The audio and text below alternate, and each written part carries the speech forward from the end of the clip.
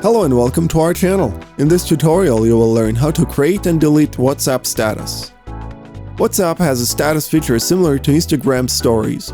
You can find out who has seen your status, mute unwanted statuses, and send a quick response when viewing your friends' statuses.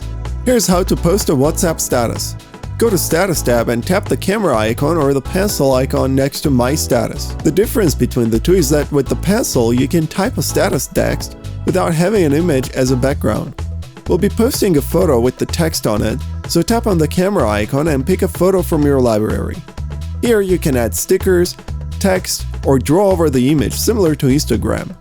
When done, tap on the arrow icon and it'll be posted on your account. To delete your status, tap on your avatar and tap the triple dot icon. Tap delete and confirm when asked.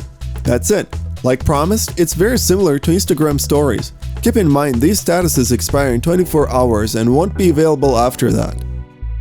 Where do you post stories most often? If you liked this video, don't forget to give it a thumbs up and subscribe to our channel. And make sure to press the bell button to be the first to know about our new videos.